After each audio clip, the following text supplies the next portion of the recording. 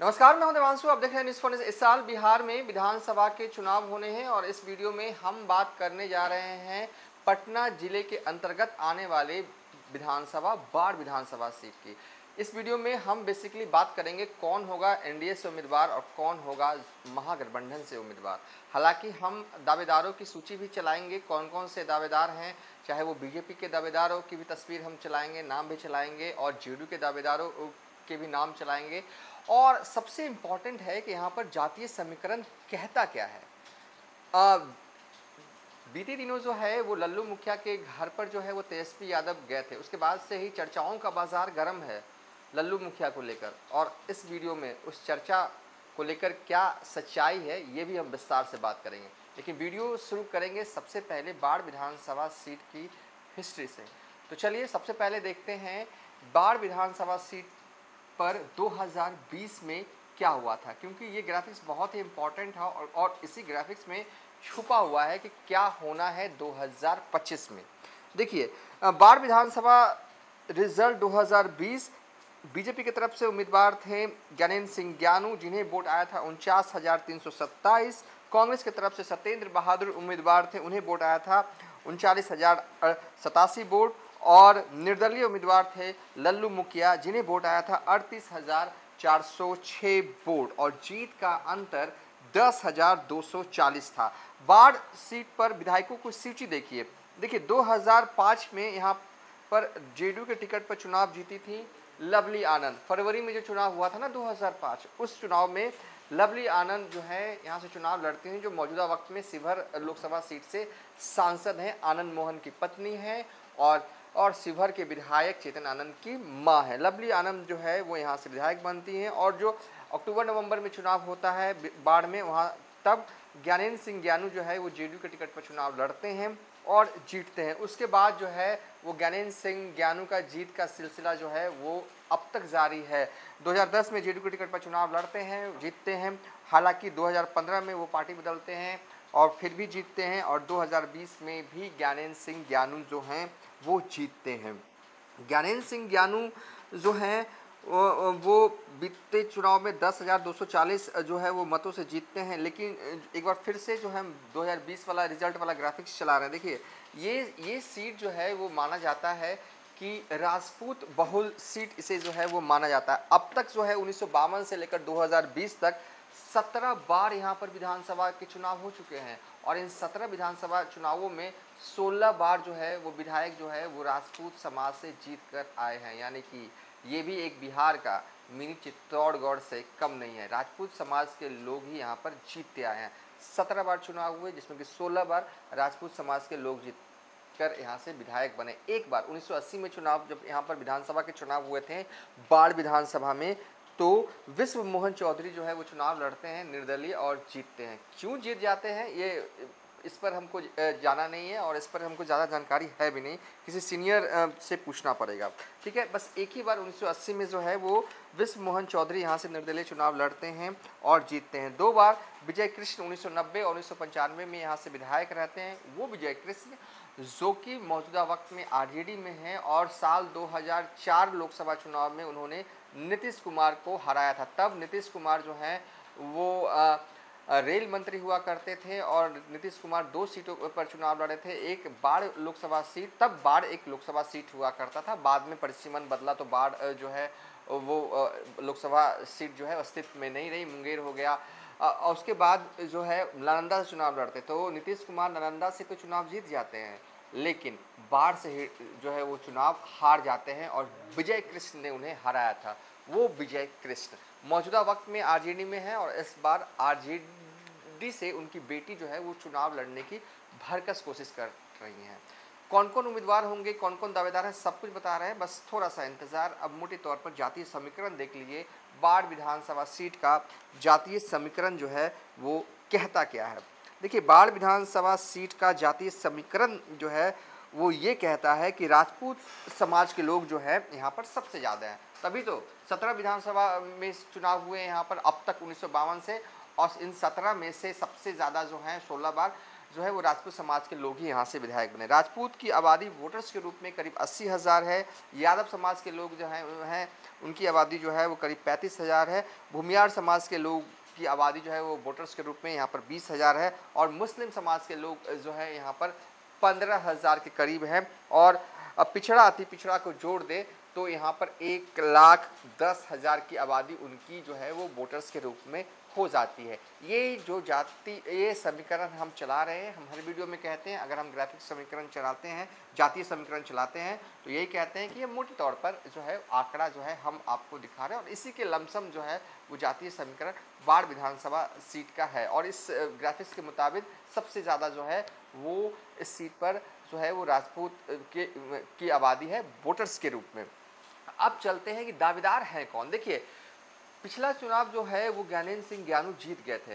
विपरीत परिस्थितियां थी लेकिन जीत गए थे। देखिए, जीत के कई कारण हो सकते हैं, लेकिन एक बहुत ही इम्पॉर्टेंट कारण ये भी रहा कि 2020 में तेजस्वी यादव ने बाबू साहब को लेकर एक बयान दिया था। और जैसे ही ये बयान दिया उसके बाद जो है वो बाढ़ में चुनाव होने थे। तो कहीं ना कहीं राजपूत समाज के लोग जो है वो इंटैक्ट जो है, हालांकि अब कहने वाले कहेंगे हर चुनाव में तो राजपूत समाज के लोग ज्ञानेंद्र सिंह ज्ञानू को वोट देते हैं, लेकिन कुछ नाराजगियां 2020 में रही थी। लेकिन तेजस्वी यादव के एक बयान ने उस नाराजगी को भुला दिया और ज्ञानेंद्र सिंह ज्ञानू को फिर वोट दे दिया। और मतलब कि विपरीत परिस्थितियों में जीतकर जो है वो ज्ञानेंद्र सिंह ज्ञानू जो है वो आ गए थे। अब क्या होना है, अब हम जल्दी से आते हैं, ठीक है। लेकिन पहले दावेदार देख लेते हैं कौन कौन हाथ पैर मार रहे हैं, ये बहुत ज़रूरी हो जाता है। तो बाढ़ सीट पर जो है वो एनडीए के दावेदार वाले ग्राफिक्स चला रहे हैं।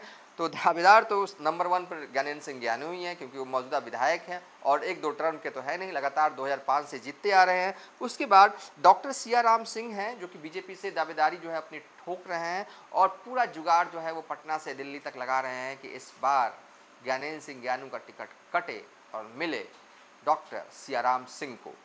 और रवि रंजन कुमार हैं बीजेपी से, ये भी अपनी दावेदारी कर रहे हैं। और एक और दावेदारी कर रहे हैं जेडीयू से संजय सिंह। संजय सिंह मौजूदा वक्त में जेडीयू के एमएलसी हैं और ये भी जो है करीब आपको बता दें कि लगातार कई दफ़ा जो है वो बीते दिनों जो है ये बाढ़ का दौरा कर चुके हैं। और बीते 4 सितंबर को इन्होंने अपने सरकारी आवास पर एक मीटिंग बुलाई थी, जहाँ पर जो है बाढ़ विधानसभा सीट से ताल्लुक़ रखने वाले कई राजपूत समाज के लोगों ने शिरकत किया था। और उस मीटिंग में जो हमारे सूत्र बताते हैं कि संजय सिंह ने ये कहा था कि वो बाढ़ चुनाव तो हर हाल लड़ेंगे, चाहे कुछ भी करना पड़े, चाहे जैसे भी लड़ना पड़े।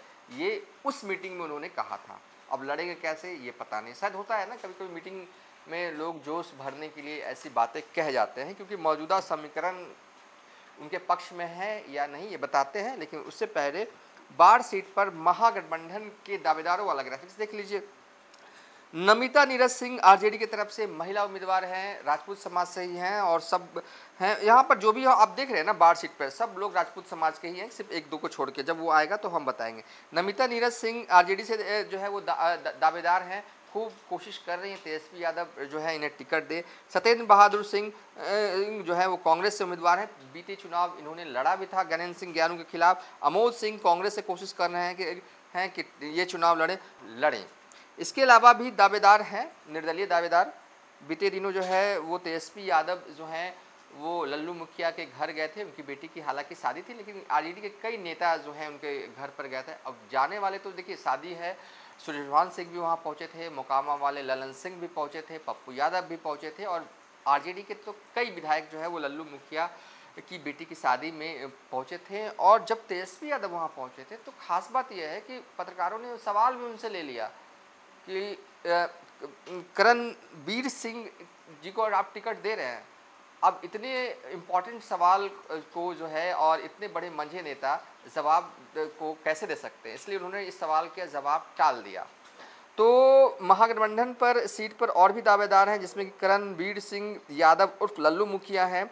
फिलहाल आरजेडी भी नहीं है ऑफिशियल तौर पर। अगर मैं कहूं कि क्या उन्होंने पार्टी की सदस्यता ली है, तो जो जानकारी हमारे पास है उसके हिसाब से लल्लू मुखिया के घर पर भले ही तेजस्वी यादव गए हों, आरजेडी के कई नेता गए हों, लेकिन ऑफिशियल तौर पर अभी आरजेडी के सदस्य जो है वो लल्लू मुखिया नहीं हैं। उसके बाद धीरेन्द्र सिंह उर्फ भोनू यादव हैं, ये भी चुनाव लड़ना चाहते हैं। उसके बाद जन सुराज से महेश प्रसाद सिंह जो हैं वो चुनाव लड़ेंगे, ऐसा चर्चा जो है वो क्षेत्र में है, हो सकता है लड़ भी लें। जनसुराज का सीट जो है अभी वैकेंट है बाढ़ में, ठीक है। ये दावेदारियों की सूची हमने चलाई। अब आखिरी में पहुंच चुके हैं इस वीडियो के पड़ाव में। होना क्या है देखिए, ज्ञानेंद्र सिंह ज्ञानू साल 2020 का चुनाव जीतते हैं, उसके बाद जो है वो लगातार बयानबाजी ऐसी करते हैं कहीं ना कहीं आप एक तरह से कह सकते हैं कि पार्टी लाइन के खिलाफ जाकर वो जो है वो बयानबाजी करते हैं।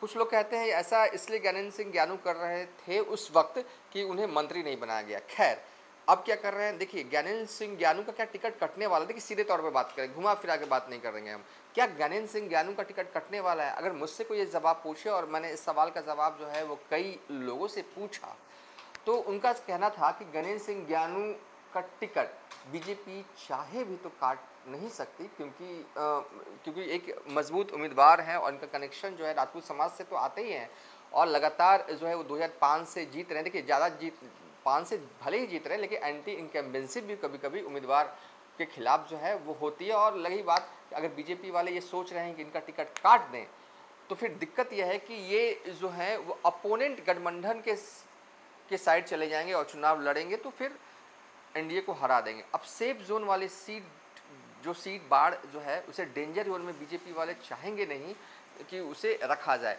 तो देखिए सर्वे जो है मेरी जानकारी है, देखिए सर्वे जो है वो महागठबंधन में भी हो रहा है, और सर्वे जो है वो बीजेपी वाले भी करवा रहे हैं। बीजेपी वाले की सर्वे की टीम की जो रिपोर्ट आएगी अंतिम, उसके आधार पर ये फाइनल तय होगा कि ज्ञानेंद्र सिंह ज्ञानू का टिकट जो है वो कटेगा या नहीं कटेगा। और महागठबंधन में भी यही होना है। देखिए ये सीट 2020 में महागठबंधन की तरफ से जो है कांग्रेस की झोली में गई थी। इस बार क्या तेजस्वी यादव ये सीट लेंगे खुद के लिए?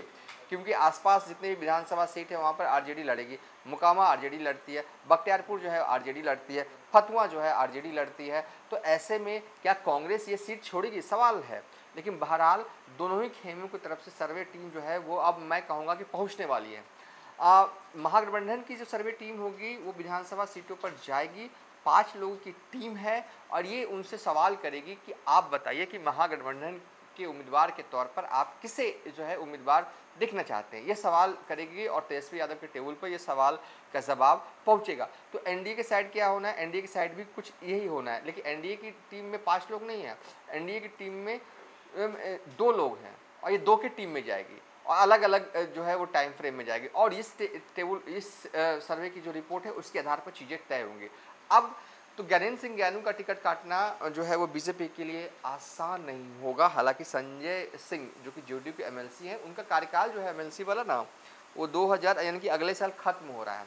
तो यही सोच रहे हैं कि इस बार चुनाव लड़ जाते हैं, और क्योंकि ये राजपूत बहुल वाली सीट है और खुद संजय सिंह राजपूत समाज से आते हैं, तो सोच रहे हैं कि एमएलए बन जाए। खैर जो भी हो, लेकिन उनकी भी अपनी दावेदारी है। लेकिन मुझे नहीं लगता करंट सिनेरियो को देख के कि जेडीयू जो है वो संजय सिंह के लिए ये सीट की जो है वो डिमांड करेगी। क्योंकि राजनीति में ना, जब आप गठबंधन में होते हैं ना, तो कई चीज़ें होती हैं। अगर आप संजय सिंह के लिए बाढ़ विधानसभा सीट जैसी सीट जब आप लेओगे तो आपको देना भी पड़ेगा। तो अब जेडीयू अगर देने को तैयार है तो फिर मिल भी सकता है, लेकिन मुझे नहीं लगता। करेंट ये चर्चा है, बाढ़ विधानसभा के लोग जो हैं ये चर्चा कर रहे। हो सकता है कि ज्ञानेंद्र सिंह ज्ञानू का टिकट कट जाए, हो सकता है इस सीट पर जो है वो जेडीयू के उम्मीदवार लड़े। लेकिन मुझे जो लगता है कि, और जो मैंने जो बातचीत कई लोगों से किया है, उसके आधार पर हम ये कह सकते हैं कि ये सीट बीजेपी को ही जाएगी। और भले ही मजबूरी ही सही, अंततोगत्वा मुझे लगता है कि ज्ञानेंद्र सिंह ज्ञानू पर भी जो है वो बात जो है वो बनेगी। अगर नहीं बनती है तो फिर जो दावेदार की सूची हम चला रहे हैं बीजेपी के पास, वो दावेदार है, और इन्हीं में से जो है वो चुनाव लड़वाया जा सकता है। अब महागठबंधन के साइड क्या होना? देखिए बीते दिनों लल्लू मुखिया के घर तेजस्वी यादव गए ना, उसके बाद से ही चर्चा का बाजार गर्म हो गया है। क्या तेजस्वी यादव टिकट देने वाले लल्लू मुखिया को? इस सवाल का सीधा जवाब ये है कि अभी तो वो ऑफिशियल तौर पर आरजेडी के कार्यकर्ता ही नहीं है, और सबसे बड़ी बात कि वो यादव समाज से आते हैं। फिर कुछ लोग कहेंगे कि पिछले बार का रिजल्ट देखा ना आपने, 2020 में कितना वोट आया। ठीक है, हमने देखा, लेकिन लल्लू मुखिया के लिए जो है अभी मुझे नहीं लगता कि महागठबंधन में कोई उतना बड़ा स्कोप है। और मुझे ये भी नहीं लगता कि कांग्रेस ये सीट जो है आरजेडी के लिए छोड़ने वाली। क्योंकि देखिए एक रणनीति और है जो कि हमारे इंटरनल सोर्सेज की तरफ से जो है वो पता चला है बिहार कांग्रेस की। बिहार कांग्रेस ये चाहती है कि जितने भी जो ज़िले हैं, मान लो कि बिहार में 38 ज़िले हैं और 38 ज़िले में से जो है हर ज़िले में एक एक विधानसभा सीट पर जो है वो चुनाव लड़ेगी। ये रणनीति इस बार कांग्रेस की है, एकदम तय रणनीति है। और जहाँ पर देख लीजिए बाढ़ विधानसभा सीट आते हैं उसके चारों ओर अगर आप देख लीजिए तो कांग्रेस कहीं नहीं है, सब जगह आरजेडी ही चुनाव लड़ती है। ऐसे में अगर बाढ़ भी छोड़ दे कांग्रेस तो मुझे नहीं लगता, तो कांग्रेस का पल्ला यहाँ पर भारी है, कांग्रेस के लोग ही लड़ेंगे चुनाव। और रही बात लल्लू मुखिया को लेकर, कई लोग जो हैं वो जानना चाहते हैं, तो मुझे लगता है कि लल्लू मुखिया यादव समाज से आते हैं और अगर अगर ये सोचने वाली बात है और बाढ़ विधानसभा के लोग भी ये जानते हैं और समझते होंगे, अगर लल्लू मुखिया को महागठबंधन का टिकट मिलता है तो ये सीट एनडीए जो है आसानी से जीत सकती है। ये भी एक चीज़ है क्योंकि ये सेफ सीट कोई डेंजर जोन में डालना नहीं चाहेगा, ना तेजस्वी यादव डालना चाहेंगे और ना एनडीए के साइड से सम्राट चौधरी ना नीतीश कुमार डालना चाहेंगे। तो सेफ जोन जो है ये कहता है कि एनडीए से ये सीट बीजेपी को मिले और बीजेपी के उम्मीदवार, देखिए कुछ एंटी इनकम्बेंसी होगी, कोई इनकार नहीं कर सकता है। मतलब ज्ञानेंद्र सिंह ज्ञानू के खिलाफ क्योंकि 2005 से लेकर 2020 तक एंटी इनकम्बेंसी होगी।